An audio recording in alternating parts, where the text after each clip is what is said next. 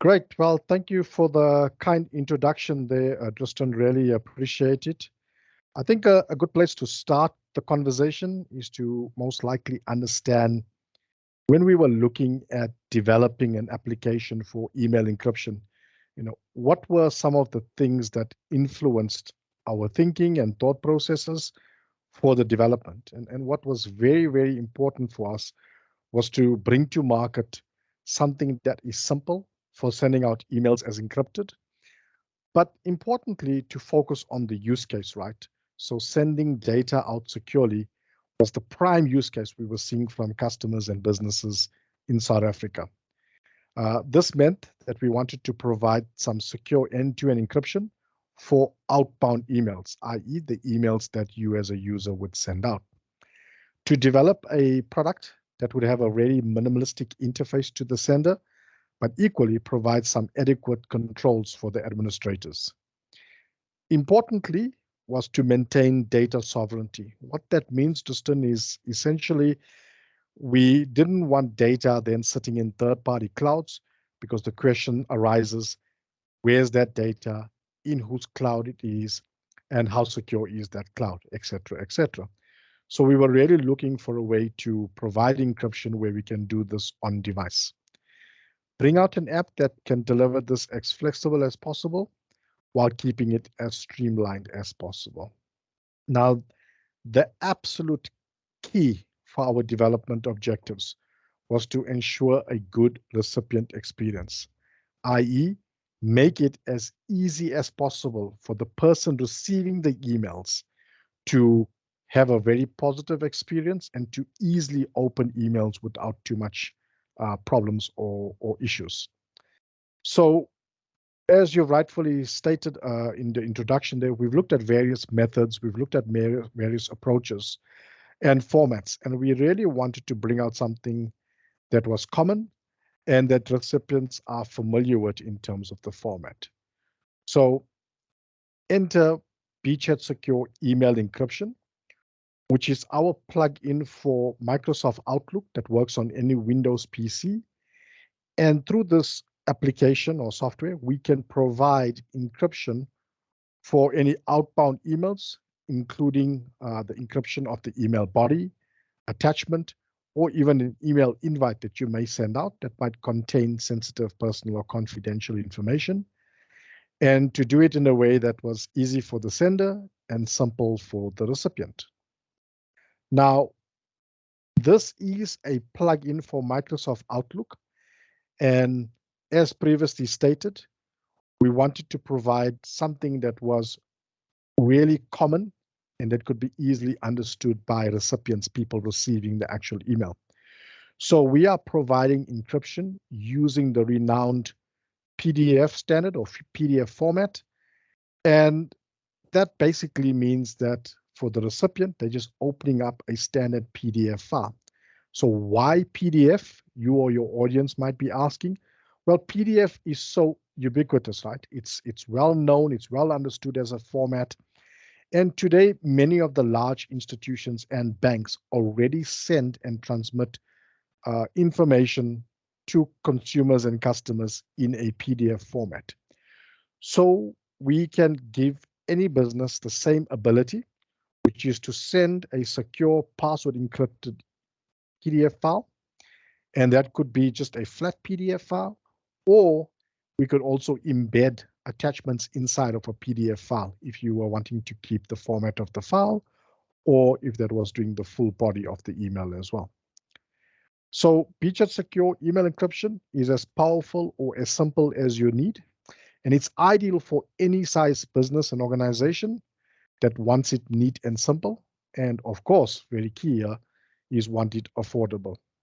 The application can run in automatic or autopilot mode for simple use, or interactive custom mode for more flexible use. Some of the standout features, Tristan, of the product is flexible encryption options for sending out encrypted emails, integrated automatic password delivery that could be sent via SMS or email, or if the user chooses, it could even be set to manual, which means that it would not send out the password, and you could communicate that password to the recipient in any means that you desire. That could be WhatsApp or a personal call to that recipient.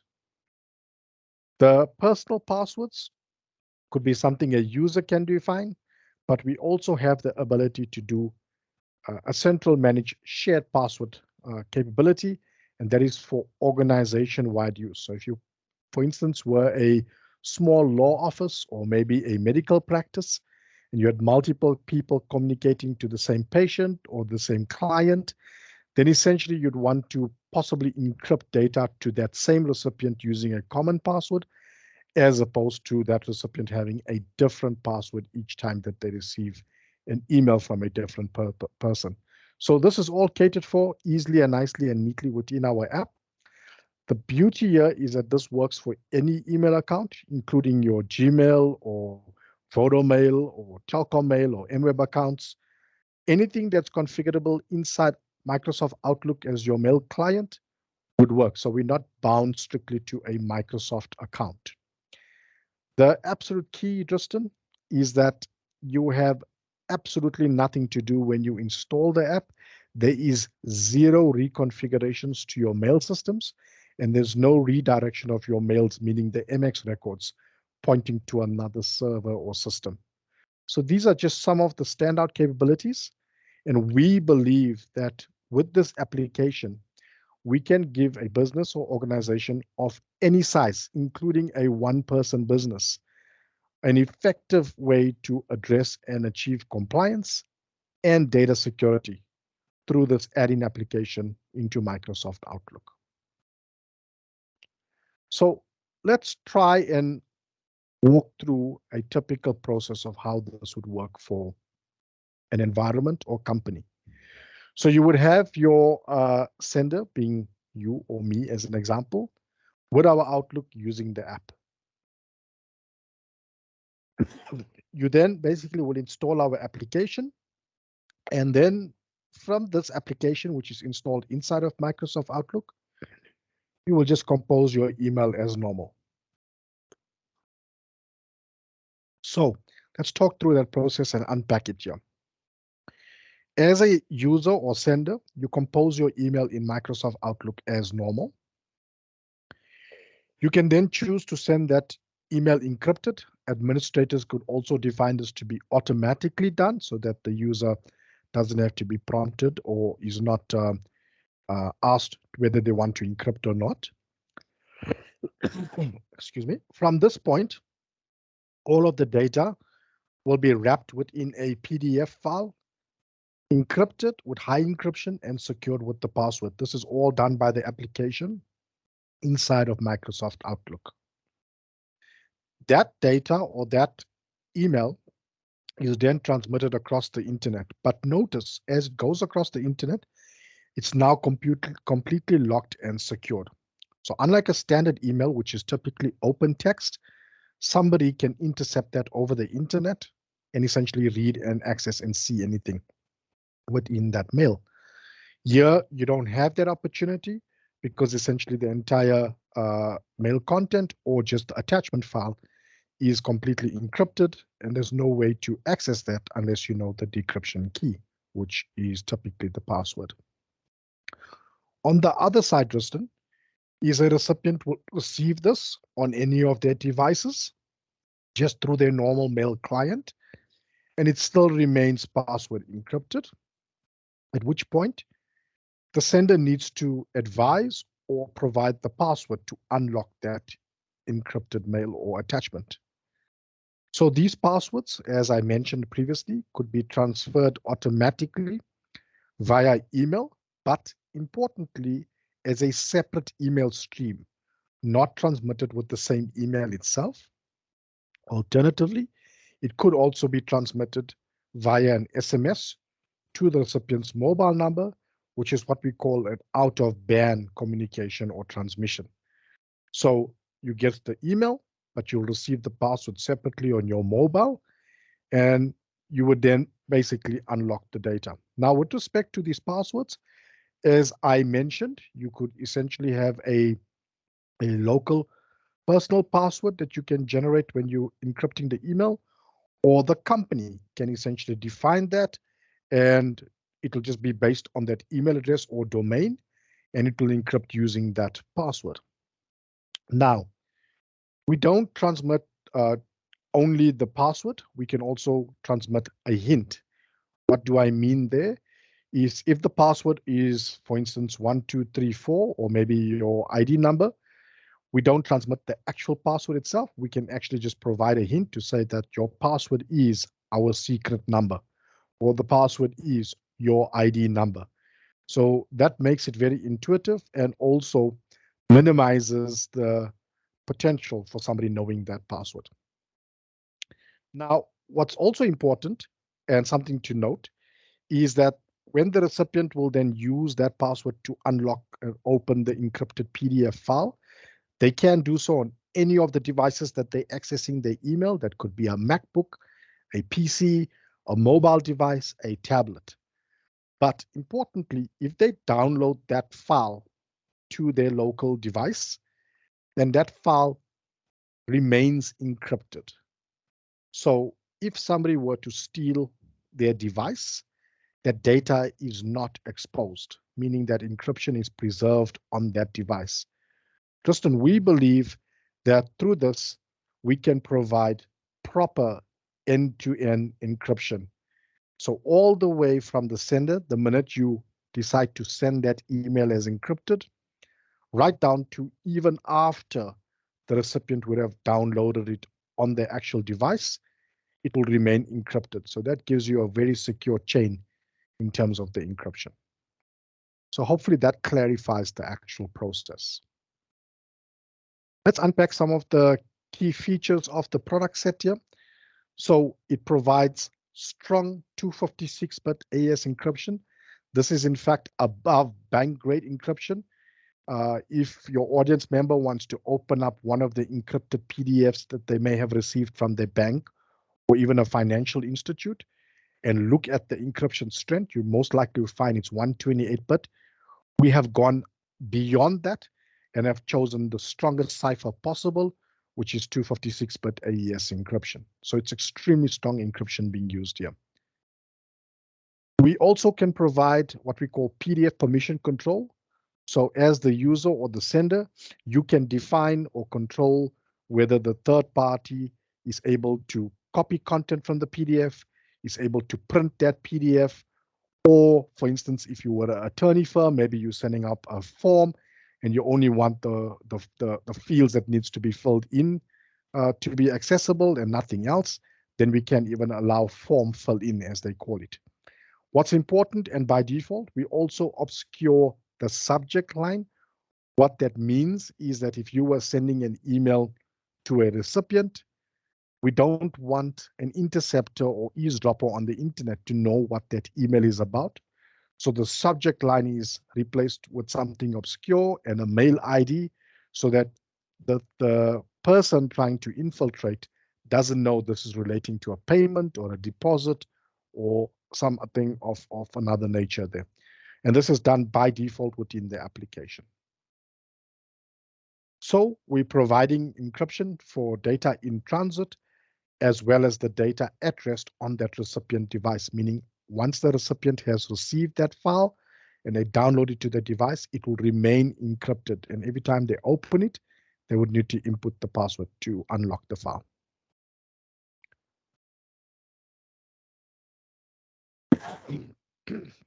We also provide customized settings, and there's, like I said, no MX record changes required.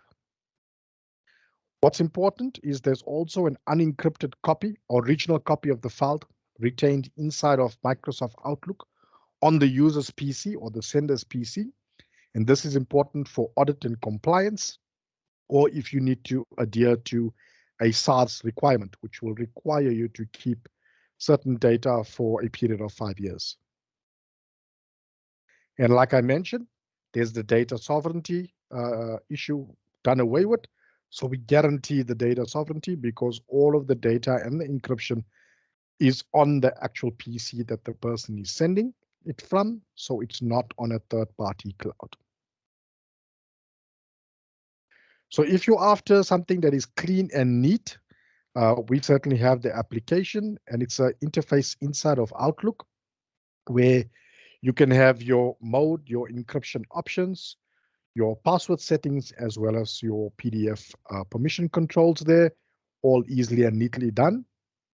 In addition, one could also do customizations of the app, of templates. We have CRM support if you're using a CRM package. And of course, you can also do some backup and restores of your settings. We also have a telemetry counter in terms of the volume or number of encrypted emails that you send out. So that keeps a record of that. And like I said, we have the ability to use a shared password database. So we can simply point to a common location defined by the administrator, and the application will be getting its passwords for the users from that database without the user having to input a password or desire to choose a password. And that's as simple as the application look. It's all done inside of Outlook, so nothing external for the user to do. Administrators can define all of these settings, lock the application, and so if they roll it out to a user environment, the user will have limited access to change any of these settings. So it's fully catered for a single user business all the way up to an enterprise having to roll this out to several thousands of users. Let's talk about those passwords. There's a little database maintained on the PC, and you access that through the password list in the Outlook application. There's something called My List. There's really nothing to do here, Tristan. This list just populates with email addresses and associated passwords as you email, and it automatically builds, right? So this essentially is a user controllable list. Switching over, we have the shared list, which is really the organization controlled list. And if it's defined by the administrator, it would appear here. What's important is users will not be able or get to see the actual password on their PCs for security and compliance purposes. So if you were using, for instance, something like the person's ID number as a way to lock the file or as the password, then a user would not be able to get to see that ID number. They'll just know that it is the ID number being used, but not actually see the ID number itself. So again, it respects privacy control and compliance mandates for any customer requirement at that level. So, like I said, this is developed and meant to meet the sender obligations to send out email, which might contain personal information or sensitive information, as encrypted. Great. So I told you what this app is. I want to be clear to your audience and be specific about what this app is not and what it does not do. So the app is not designed to provide secure bi-directional email communications. What that means is that we focus on your communication out to secure that and to encrypt that. And of course, if the recipient needs to send stuff securely back to you, then they would need to secure that either through this application separately or through some other means. So it's not going to encrypt the return communication from that user.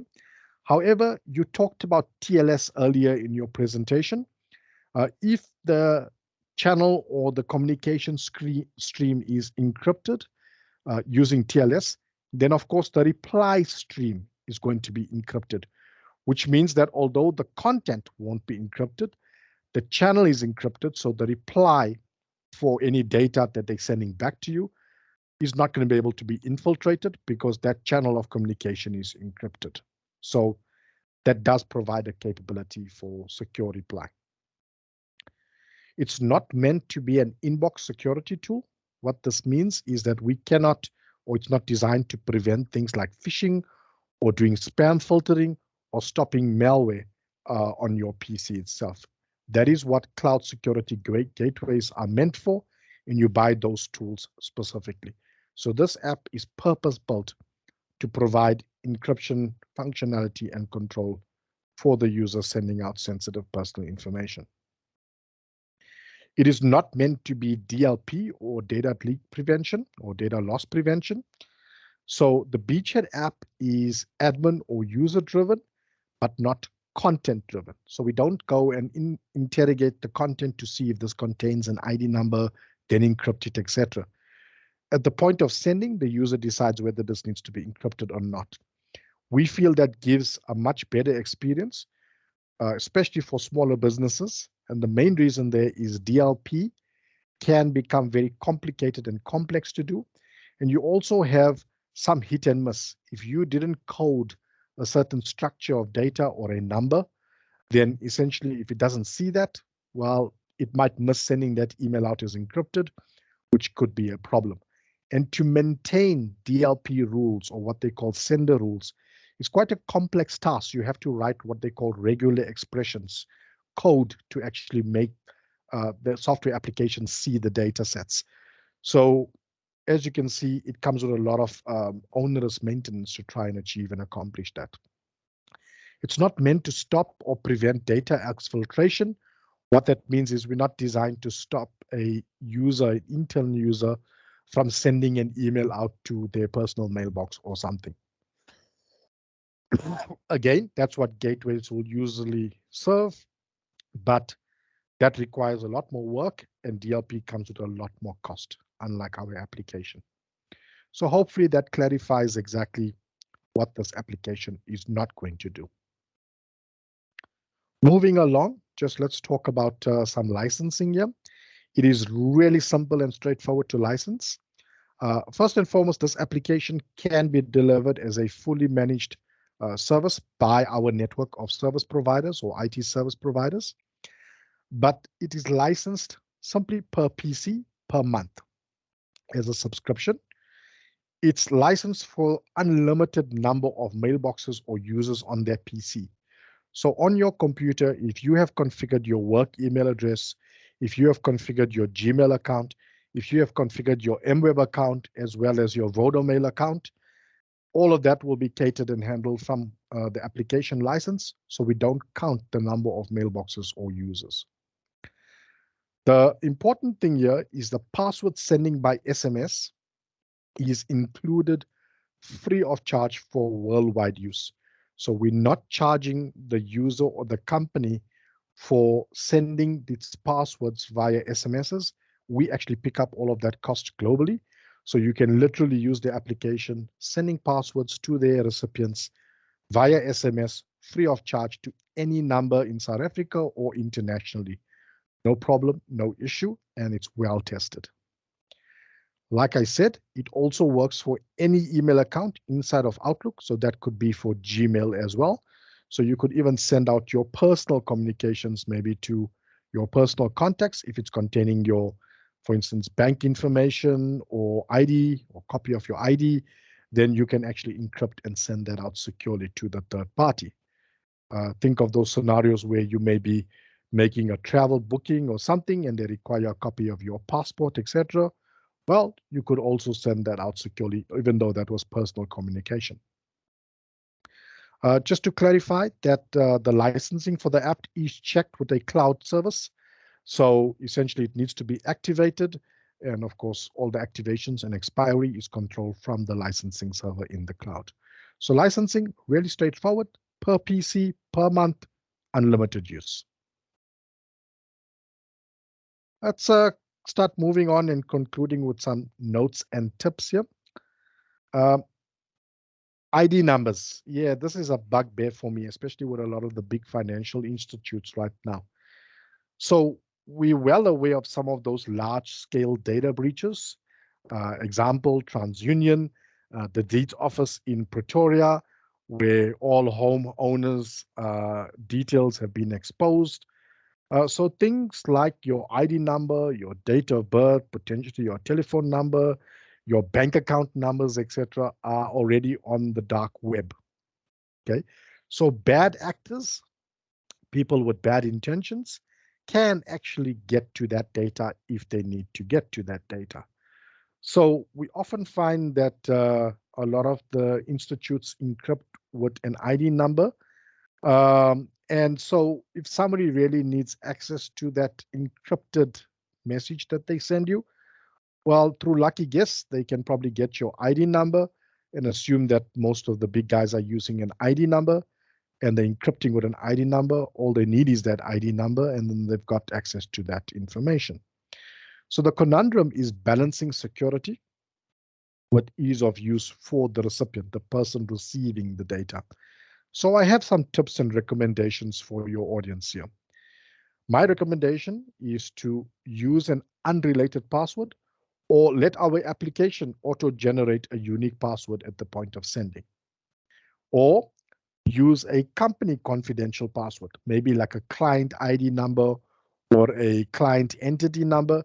So this is not something that's well known in the public domain or in the dark web or on the dark web. My recommendation is to transmit the password via SMS. So it's out of band, meaning it's separate to the email infrastructure, or manually communicate that to the user through some other methods, maybe WhatsApp or a personal call with them. And remember, you don't have to communicate this for each and every email you send out. It's just maybe one time when you start mailing that person initially, because you would use that same password all of the time, like how a bank continues to use your ID number each month when they send you some communication. I also recommend trying to use the shared password list for tighter business control, and definitely to obscure the subject line so that eavesdroppers won't know what it's about. This is turned on all by default in our application, so it's very easy to accomplish. But if you're turning it off, just know what I'm recommending here. Now, that said, if you do want to make use of some form of personal information, like an ID number, don't disclose what that is in the encrypted email that you're sending out, like some others are doing, where they send you an encrypted email, and in that encrypted email, and remember I told you the conundrum here is balancing security with ease of recipients. So they want to make it easy for you and tell you, okay, the password is your ID number. The problem with that, as I mentioned, is that our ID numbers are already accessible on the dark web. So if you're telling somebody it's an ID number, it's probably good use for the user. But if the eavesdropper or the attacker knows that you are actually using an ID number, he simply has to go to the dark web, get the ID number, and then essentially can infiltrate that email. So not such a wise choice. So that's why if you are using it, don't disclose in the actual email that you're encrypting that the password is the ID number. Send that separately, and our templates are already designed to do that automatically. So we're not stopping you from using an ID number. However, we separate the communication of the use of ID number as a password in a separate stream or a separate SMS, so that somebody watching this on the internet or an infiltrator doesn't know what the password is until they infiltrate something else. So these are just some tips and recommendations that I have. Now, something for your South African audience here. Many, especially small businesses, are not aware that the VAT Act is very clear and actually does stipulate that if you were to be emailing out a tax invoice, a debit note, or a credit note, or maybe even a statement, that actually has to go out as encrypted. SARS stipulates that per the VAT Act, and many small businesses are not compliant. And the main rationale is that SARS doesn't want tampering of that invoice by the recipient or the third party. So if you sent an invoice for 10,000 Rand or 5,000 Rand, you don't want the other party to manipulate that invoice, edit it, change the amounts, and then declare a different amount to SARS. Now, a standard PDF will not do in that case. I see a lot of small businesses just converting their invoice. Maybe it's a spreadsheet or a Word document, converting it to a PDF and then emailing it out. Not good enough. You need to have what we call PDF permission control, so that the third party actually cannot copy that content and cannot edit that content. So we provide all of that again native within our app. So if you're a small business that's kind of just sending out your statements, invoices, etc. manually, we can cater for that too. Now, SARS also requires that an unencrypted copy of that document be retained for a period of 5 years. And as I mentioned, this is natively coded within our application, where an unencrypted copy of what you're sending out is maintained natively inside of your Outlook.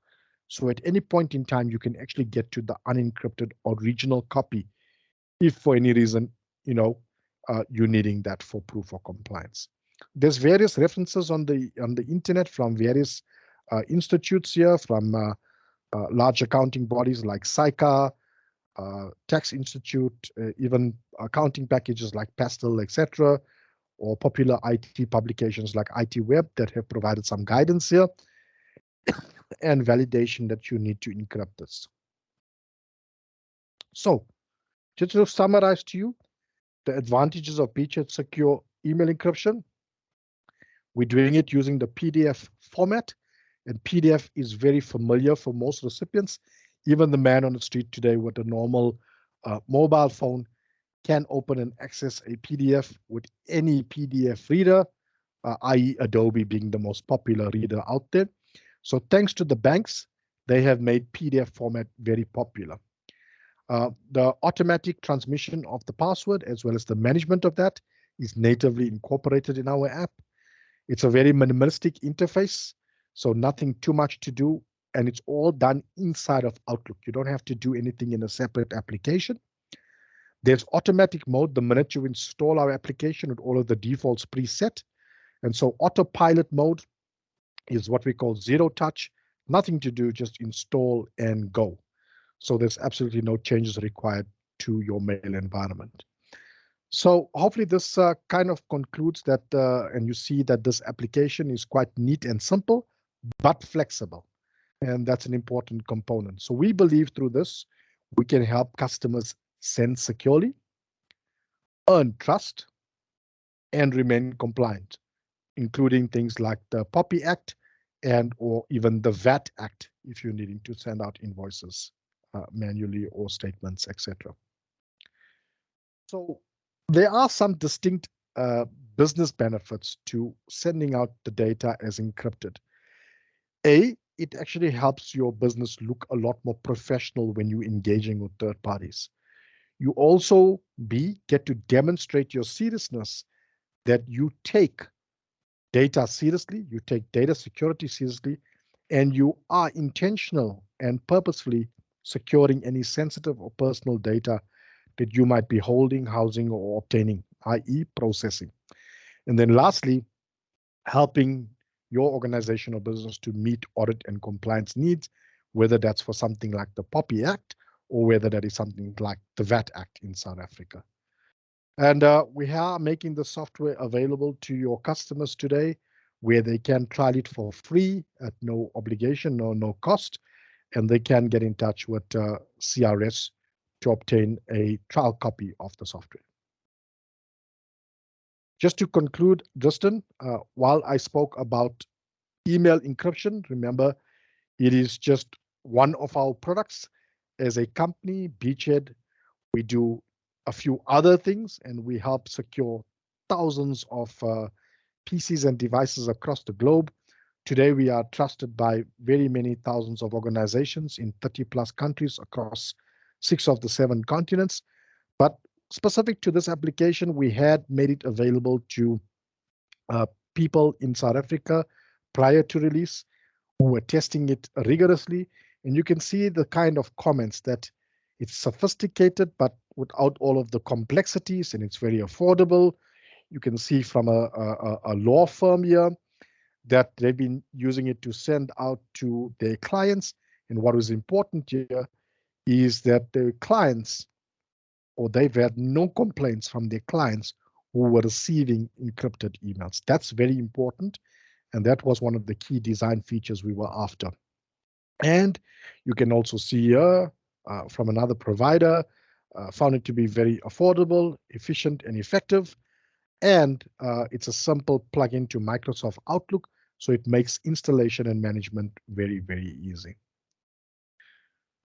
So with that, we will now open up to some questions. And thank you for the opportunity to present today, CRS and Justin. I will now hand back to you guys to continue the session, and if you can moderate any or all of the questions. Thank you.